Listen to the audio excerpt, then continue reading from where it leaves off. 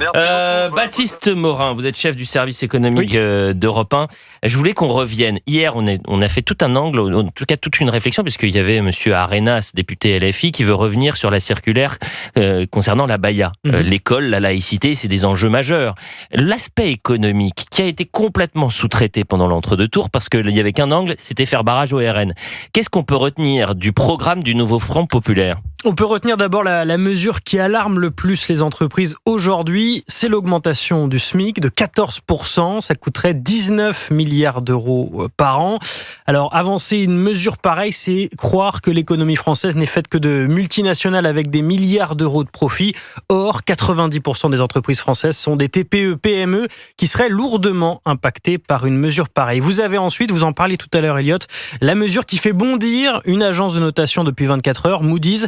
Le NFP veut repasser à 60 ans pour la retraite avec 40 années de cotisation, avec d'autres mesures sur les carrières longues, sur les métiers pénibles, sur le minimum de pension à mettre au niveau du SMIC, un minimum vieillesse au niveau du seuil de pauvreté.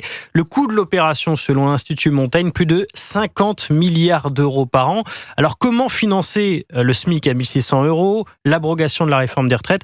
Eh bien, le NFP ne manque pas d'idées. Vous avez par exemple sur l'impôt sur le revenu, la volonté de passer aujourd'hui, on est à 5 tranches, de passer demain à 14 tranches, un impôt plus progressif, en fait plus dur dès que l'on gagne plus de 4 000 euros net par mois. Le gain espéré sur cette augmentation de l'impôt sur le revenu, c'est 5,5 milliards d'euros, avec le risque, encore une fois, d'avoir des Français qui ont l'impression de payer pour les autres. Vous avez 10% des Français, des contribuables, qui payent 70% de l'impôt sur le revenu. Il faut préciser aux auditeurs que le nouveau Front populaire, c'est environ 180 sièges, d'accord ? Oui. Donc le programme économique, il passera jamais. Il passera jamais en l'état, jamais. Mais ça va au-delà de ça. Alors, moi, ce que je vous propose, c'est le qu'on nouveau en parle à Front populaire 16h30. ne fait pas arriver en tête non plus aux élections. On est pressé, on revient. Vous restez un peu avec Bien nous. sûr. Parce qu'il faut qu'on voit la suite. Justement, l'invité de 16h30 sur Europe 1, Laurent Jacobelli, porte-parole du Rassemblement national, député de Moselle, qui pour gouverner dans une assemblée explosive, les dîners secrets entre Édouard Philippe et Marine Le Pen, on en parle